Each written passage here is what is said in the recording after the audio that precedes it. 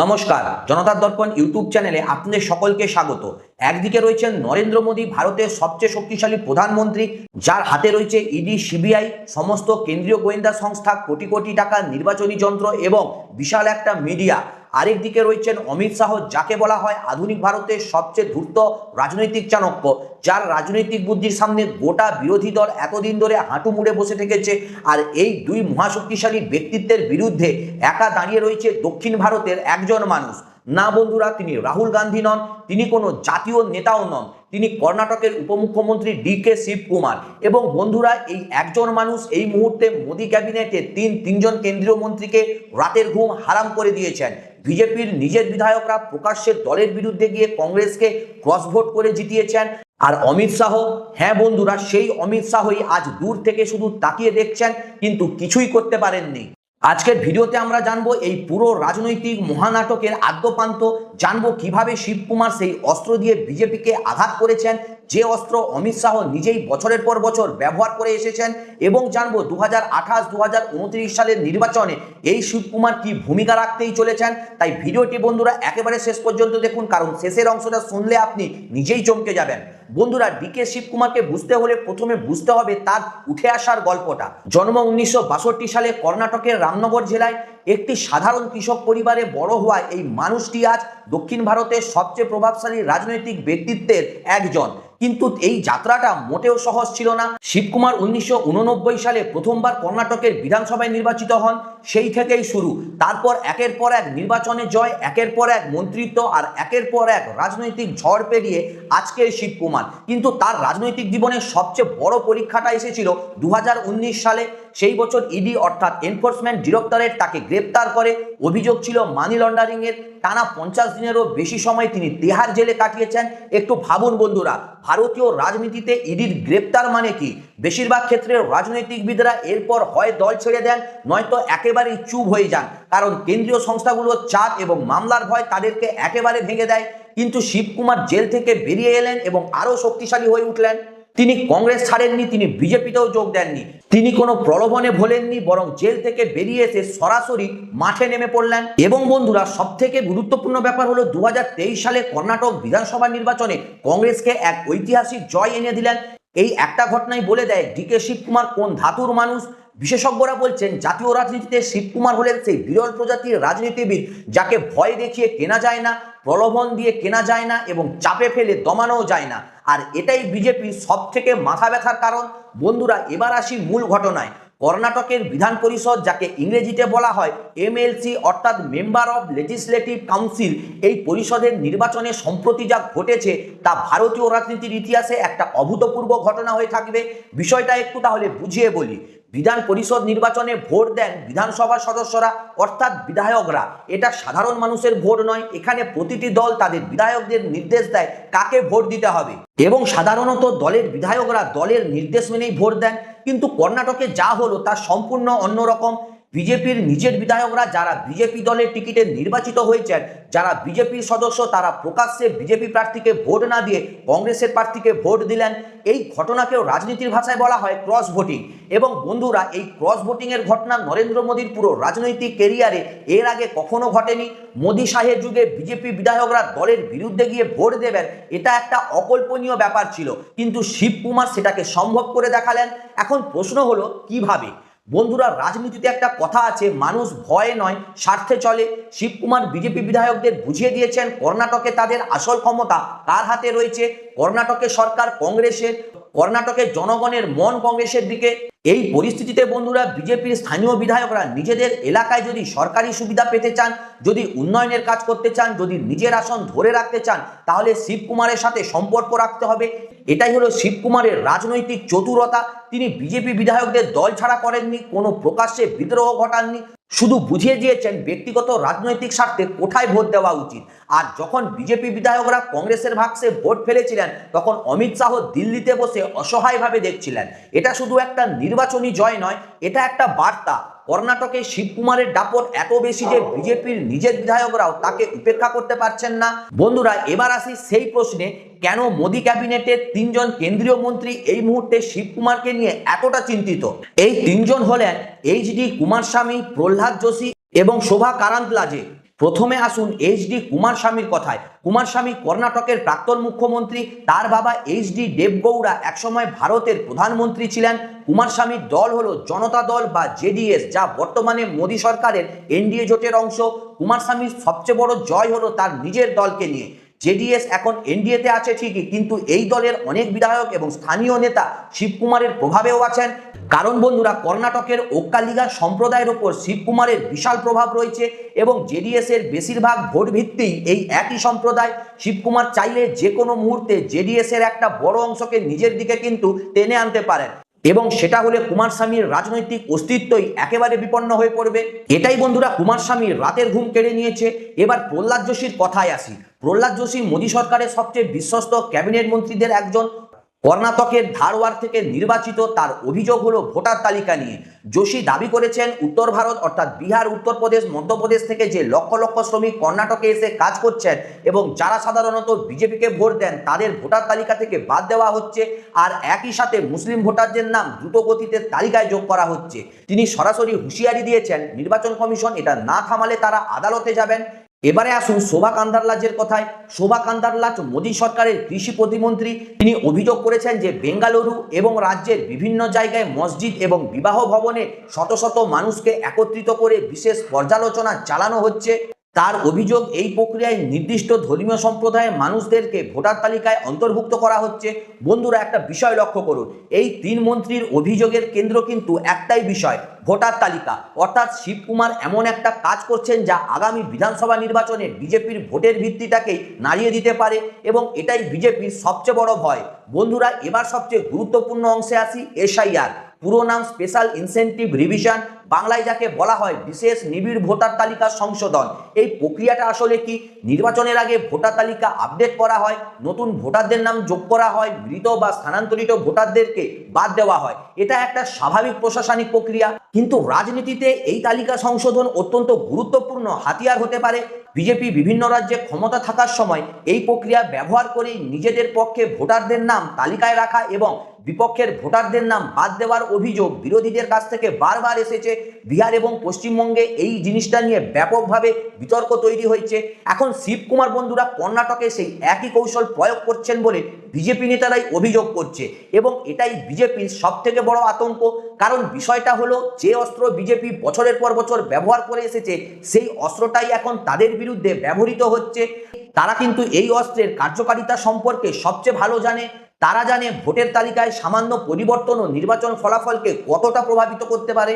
তারা জানে বিশেষ এলাকায় নির্দিষ্ট ধরনের ভোটার বাড়ালে বা কমালে কোন দলের কি লাভ বা কি ক্ষতি।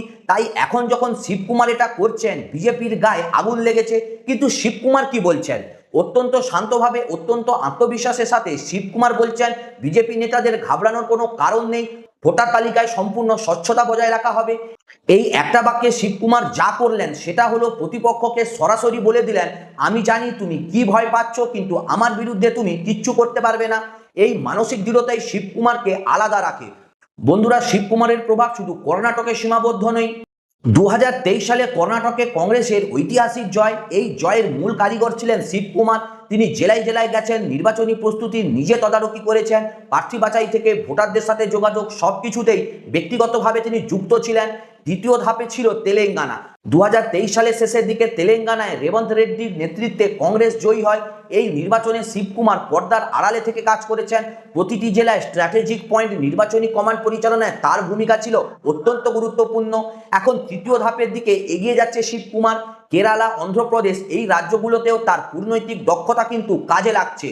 চন্দ্রবাবু নাইডু এবং জগনমোহন রেড্ডি এই দুই প্রতিদ্বন্দ্বী নেতার সাথেই শিবকুমারের ব্যক্তিগত সম্পর্ক অত্যন্ত ভালো। এটা একটা অসাধারণ রাজনৈতিক দক্ষতা। বন্ধুরা, বিশেষজ্ঞরা বলছেন শিবকুমার আসলে দক্ষিণ ভারতে একটা কংগ্রেসের ব্লক তৈরি করার চেষ্টা করছেন, এমন একটা রাজনৈতিক কাঠামো যেখানে দক্ষিণের রাজ্যগুলো মিলে কেন্দ্রীয় রাজনীতিতে একটা সক্রিয় ভূমিকা রাখতে পারবে। এজন্যই কর্ণাটকে শিবকুমারকে বলা হচ্ছে কৃষ্ণদেব রায়, সেই বিজয়নগর সাম্রাজ্যের শক্তিশালী সম্রাটের নামে, যিনি দক্ষিণ ভারতকে ঐক্যবদ্ধ করে এক অপ্রতিরোধ্য শক্তিতে পরিণত করেছিলেন। বন্ধুরা, এই তুলনাটা শুধুমাত্র আবেগের নয়। আজকের ভারতীয় রাজনীতিতে উত্তর ভারতে বিজেপির আধিপত্য প্রায় খুবই সুদৃঢ়। হিন্দি বেল্টের রাজ্যগুলোতে কংগ্রেস এখন অনেকটাই দুর্বল, কিন্তু দক্ষিণ ভারতে বিজেপির সেই শক্ত ঘাঁটিটাই নেই। তাই যদি দক্ষিণের রাজ্যগুলো একজোট হতে পারে তাহলে কেন্দ্রীয় রাজনীতির সমীকরণ সম্পূর্ণ বদলে যেতে পারে, এবং এই সমীকরণ বদলে দেওয়ার কাজটাই করছেন ডিকে শিবকুমার। বন্ধুরা, রাজনৈতিক বিশেষজ্ঞরা বলছেন শিবকুমার আসলে কংগ্রেসের নরেন্দ্র মোদী হয়ে উঠেছেন। এই তুলনাটা শুনতে একটু অদ্ভুত লাগছে, কিন্তু ব্যাখ্যাটা শুনুন। মনে করুন 2000 সালের গুজরাটের কথা। সেই সময় কেন্দ্রে কংগ্রেসের সরকার, তদন্ত সংস্থাগুলো কংগ্রেস সরকারের অধীনে। গুজরাটের মুখ্যমন্ত্রী নরেন্দ্র মোদীর বিরুদ্ধে নানা মামলা, নানা তদন্ত, কিন্তু মোদীকে দমানো যাচ্ছিল না, কারণ মোদীর পেছনে ছিল গুজরাটের জনগণের ভালোবাসা, ছিল তার অদম্য রাজনৈতিক সংকল্প, ছিল তার সংগঠন করার অসাধারণ ক্ষমতা। আজ 2026 সালে কর্ণাটকের ছবিটাও দেখুন। কেন্দ্রে মোদী সরকার, ইডি, সিবিআই সব মোদী সরকারের হাতে। শিবকুমারের বিরুদ্ধে মামলা আছে, তদন্ত আছে, কিন্তু শিবকুমারকে কোনোভাবেই দমানো যাচ্ছে না, কারণ শিবকুমারের পেছনে রয়েছে কর্ণাটকের জনগণের বিশ্বাস, রয়েছে তার অদম্য মনোবল, রয়েছে তার অসাধারণ রাজনৈতিক বুদ্ধিমত্তা। এই সমান্তরালটা সত্যিই চমকে দেওয়ার মতো। একটা সময় ছিল যখন বলা হতো গুজরাটে মোদীকে ঠেকানো অসম্ভব, মোদীকে ঘিরে ফেলা যাচ্ছে না, মামলায় ফাঁসানো যাচ্ছে না, প্রলোভনে কেনা যাচ্ছে না। আজ একই কথা বলা হচ্ছে শিবকুমারের সম্পর্কে। কর্ণাটকে শিবকুমারকে ঠেকানো প্রায় অসম্ভব, কিন্তু এই তুলনার মধ্যে একটা গুরুত্বপূর্ণ পার্থক্যও রয়েছে। মোদী এক সময় গুজরাটে শক্তিশালী হয়েছিলেন এবং পরে সেই শক্তি জাতীয় মঞ্চে নিয়ে গিয়েছিলেন। শিবকুমারও কি সেই একই পথে হাঁটছেন? বন্ধুরা, এবার আসি সবচেয়ে গুরুত্বপূর্ণ প্রশ্নে। 2028 সালে কর্ণাটক বিধানসভা নির্বাচন এবং 2029 সালে লোকসভা নির্বাচন, এই দুটি নির্বাচনই ভারতীয় রাজনীতির ভবিষ্যৎ নির্ধারণ করবে। 2023 সালে কর্ণাটকে কংগ্রেস যে ঐতিহাসিক জয় পেয়েছে সেটা ধরে রাখাটা খুব সহজ নয়। ক্ষমতায় থাকলে একটা স্বাভাবিকভাবেই অ্যান্টি ইনকামবেন্সি তৈরি হয়, বিরোধী দল সুযোগ খোঁজে, কিন্তু শিবকুমার এখনই 2028-এর প্রস্তুতি নিচ্ছেন। ভোটার তালিকার সংশোধন এর একটা অংশ মাত্র, কিন্তু শুধু এটুকুই নয় বন্ধুরা, শিবকুমার কর্ণাটকে এমন একটা রাজনৈতিক কাঠামো তৈরি করছেন যেখানে প্রতিটি জেলায়, প্রতিটি তালুকায়, প্রতিটি গ্রামে কংগ্রেসের সাংগঠনিক শক্তি আরো মজবুত হবে। বিজেপি বিধায়কদের দিয়ে ক্রস ভোটিং করানো এই কৌশলেরই একটা অংশ। বিপক্ষকে দুর্বল করো, নিজেকে আরো শক্তিশালী করো।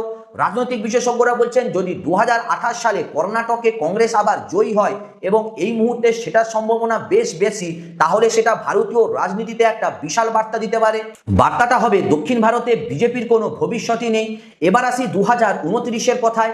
2029 সালের লোকসভা নির্বাচনে রাহুল গান্ধীকে প্রধানমন্ত্রী করার লক্ষ্যে উত্তর ভারতের 120টি লোকসভা আসনের নির্বাচনী কমান্ড শিবকুমারের হাতে তুলে দেওয়া হবে বলে একটা গুঞ্জন আসছে। এই দাবিটা কতটা বাস্তবসম্মত? বন্ধুরা, এটা বুঝতে হলে কিছু সংখ্যা মাথায় রাখতে হবে। ভারতে মোট লোকসভা আসন 543টি, সরকার গঠন করতে লাগে 272টি। উত্তর ভারতের হিন্দি বেল্টে মোদীর আধিপত্য রয়েছে, কিন্তু দক্ষিণ ভারতে মোট আসন প্রায় 130টি। এর মধ্যে বিজেপি এখনো দক্ষিণে যথেষ্ট দুর্বল। যদি শিবকুমারের নেতৃত্বে দক্ষিণ ভারতের বেশিরভাগ আসন কংগ্রেস নিতে পারে এবং তার সাথে উত্তর ভারতের কিছু আসন যোগ হয়, তাহলে সমীকরণটা কিন্তু স্বাভাবিকভাবেই উল্টে যেতে পারে। এই কারণেই বন্ধুরা শিবকুমারকে নিয়ে এত আলোচনা। এই কারণেই বিজেপি এখন থেকেই শিবকুমারকে ঘিরে ফেলার চেষ্টা করছে। বন্ধুরা, শিবকুমারকে বিশ্লেষণ করতে গেলে আরেকটা বিষয় অত্যন্ত গুরুত্বপূর্ণ, সোনিয়া গান্ধী এবং রাহুল গান্ধীর প্রতি তার অটুট আনুগত্য। ভারতীয় রাজনীতিতে এই ধরনের আনুগত্য আজকের যুগে অত্যন্ত বিরল। মনে করুন 2019 সালের কথা, শিবকুমার তিহার জেলে, ইডির মামলা চলছে। বিজেপির পক্ষ থেকে তাকে প্রলোভন দেখানো হয়েছিল বলে রাজনৈতিক মহলে জোরালো গুজব ছিল, কিন্তু শিবকুমার একটুও নড়েননি। এখন অনেক নেতা আছেন যারা কেন্দ্রীয় সংস্থার চাপে আসার পরপরই অন্য দলে চলে গেছেন। জ্যোতিরাদিত্য সিন্ধিয়া, অনেক নেতা মধ্যপ্রদেশে, গোয়াতে তারা কংগ্রেসকে ছেড়ে বিজেপিতে গেছেন, কিন্তু শিবকুমার জেল খেটেছেন, মাথায় মামলার চাপ নিয়েও থেকেছেন, কিন্তু গান্ধী পরিবারের পাশ থেকে সরে যাননি। এই বিশ্বস্ততার একটা ব্যবহারিক মূল্যও রয়েছে। এই কারণেই কংগ্রেসের কেন্দ্রীয় নেতৃত্ব শিবকুমারকে সম্পূর্ণ বিশ্বাস করেন, তাকে বড় দায়িত্ব দিতে ভয়ও পান না। রাজনৈতিক বিশ্বে এই বিশ্বাস হলো সবচেয়ে বড় সম্পদ। যে নেতা বিপদের সময় পালিয়ে যান না, সুবিধার জন্য দল ত্যাগ করেন না, তিনি হলেন সত্যিকারের শক্তিশালী রাজনৈতিক নেতা। শিবকুমার এটা বারবার প্রমাণ করেছেন, এবং এই বিশ্বাসটাই তাকে ভবিষ্যতে কংগ্রেসের সবচেয়ে বড় ট্রাম্প কার্ড করে তুলেছে। বন্ধুরা, এবার একটু ভিন্ন দৃষ্টিকোণ থেকে বিষয়টা দেখি। শুধুমাত্র শিবকুমারের প্রশংসা করলেই একটা সম্পূর্ণ বিশ্লেষণ হয় না। বিজেপি কি সত্যিই একদম অসহায়? একদমই নয়। বিজেপির হাতে এখনো অনেক অস্ত্র রয়েছে। প্রথমত কেন্দ্রীয় সংস্থাগুলো, ইডি সিবিআই এগুলো এখনো কেন্দ্রীয় সরকারের নিয়ন্ত্রণে। শিবকুমারের বিরুদ্ধে মামলা এখনো চলছে, এই মামলাগুলো যে কোনো সময় আবার যথেষ্ট সক্রিয় হয়ে উঠতে পারে। দ্বিতীয়ত, আর্থিক সম্পদ। বিজেপির নির্বাচনী তহবিল কংগ্রেসের চেয়ে অনেক বেশি। 2028 সালে কর্ণাটকে বিজেপি বিপুল অর্থ ঢালবে। তৃতীয়ত, জাতীয় ন্যারেটিভ। মোদির ব্যক্তিত্ব এবং জাতীয় নিরাপত্তার ইস্যু বিজেপির হাতিয়ার, এটা স্থানীয় নেতার বিরুদ্ধে কাজে লাগানো কঠিন কিন্তু অসম্ভব নয়। চতুর্থ, জাতি সমীকরণ। কর্ণাটকে শুধু ওক্কালিগা সম্প্রদায় নেই, আরও অনেক জাতি রয়েছে।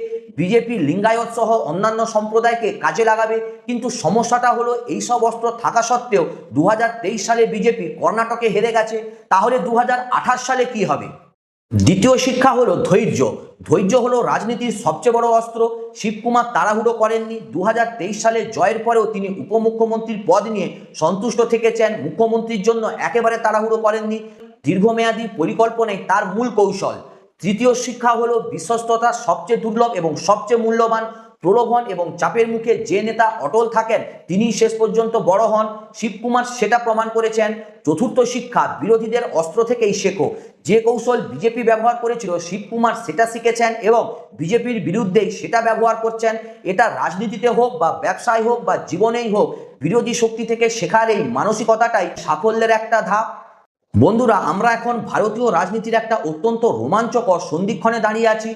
একদিকে নরেন্দ্র মোদী, যিনি তৃতীয়বারের মতো ক্ষমতায় বসেছেন এবং 2029 সালে চতুর্থবারের জন্য লড়বেন। অন্যদিকে রাহুল গান্ধী, যিনি ভারত জোড়ো যাত্রার পর জনগণের কাছে নতুনভাবে পরিচিতি লাভ করেছেন এবং ক্রমেই শক্তিশালী হচ্ছেন। এই দুই শক্তির মহাযুদ্ধে দক্ষিণ ভারত থেকে শিবকুমার হবেন রাহুল গান্ধীর সবচেয়ে বড় সেনাপতি। ইডির মামলা শিবকুমারকে দমাতে পারেনি, বিজেপির চাপ তাকে থামাতে পারেনি, প্রলোভন তাকে কিনতে পারেনি। তিনি কর্ণাটকে এমন একটা রাজনৈতিক দুর্গ তৈরি করেছেন যেখান থেকে 2028 সালে দ্বিতীয়বার জয় নিশ্চিত করে 2029 সালে লোকসভা যুদ্ধের নামার পরিকল্পনা রয়েছে। আর সেটা যদি সম্ভব হয় তাহলে ভারতের রাজনৈতিক ইতিহাস নতুন করে লেখা হবে। দক্ষিণ ভারতের এই চাণক্য অর্থাৎ ডিকে শিবকুমার ভারতীয় গণতন্ত্রের সবচেয়ে রোমাঞ্চকর অধ্যায়গুলোর এক নায়ক হতে যাচ্ছেন। বন্ধুরা, এই ভিডিওটা যদি আপনাদের ভালো লেগে থাকে তাহলে লাইক, কমেন্ট এবং শেয়ার করুন। চ্যানেলটিকে অবশ্যই সাবস্ক্রাইব করুন। সুস্থ থাকবেন, ভালো থাকবেন। দেখা হচ্ছে পরের ভিডিওতে।